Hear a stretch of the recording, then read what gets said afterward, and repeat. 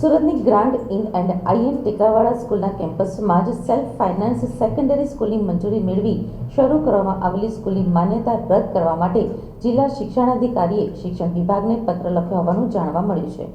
રાંદેર પાલનપુર પાટિયા વિસ્તારમાં આવેલી આઈએન ટેકરાવાલા સ્કૂલની સરકારી ગ્રાન્ટ ફાળવવામાં આવી રહી છે.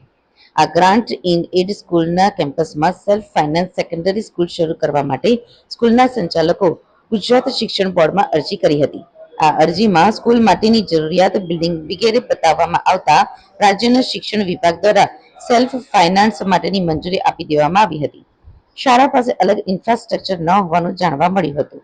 જ્યારે ગ્રાન્ટ ઇન એડ શાળાએ સરકારમાંથી શાળા ચલાવવા માટે ગ્રાન્ટ આપવામાં આવે છે. આ ગ્રાન્ટમાંથી શાળાનું સંચાલન કરવાનું હોય છે. હું શ્રીમતી ફોરમબેન દલાલ.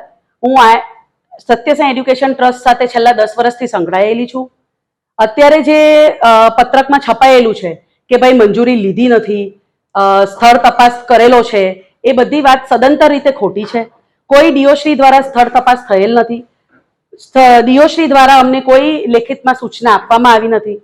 અને અત્યારે અમારું જે આયન ટેકરાવાળા ઇંગ્લિશ મીડિયમ એની મંજૂરી અમને જૂન 2024માં ગુજરાત સચિવશ્રી દ્વારા ગુજરાત માધ્યમિક અને ઉચ્ચતર માધ્યમિક બોર્ડ દ્વારા નિયમો અનુસાર મળેલ છે. એટલે જો ડીઓશ્રી આવી ભલામણ કરતા હોય બોર્ડને કે આપણે સેલ્ફ ફાઇનાન્સ શાળા બંધ કરી દેવી જોઈએ, તો એના માટે જવાબ આપવો અમે એના માટેની સ્પષ્ટતા બોર્ડ સાથે કરીશું. પરંતુ ધોરણ 9 થી તો ઉચ્ચતર માધ્યમિકની ઇંગ્લિશ મીડિયમની શાળાની મંજૂરી લેવા માટેની કેમ આગળ કેટલા વર્ષથી શાળા ચાલતી હતી ઇંગ્લિશ મીડિયમ? હા, ઇંગ્લિશ મીડિયમ શાળા 2016 થી કાર્યરત છે. 8મા ધોરણ પછી 9મું ધોરણ આવ્યું એટલે બાળકોને તો અમારે કેરી ફોરવર્ડ કરવા જ પડે. તો એના કારણે અમે બોર્ડમાંથી નિયમો અનુસાર જે રીતનું એ લોકોનું પ્રોસિડર હોય છે એ રીતે અમે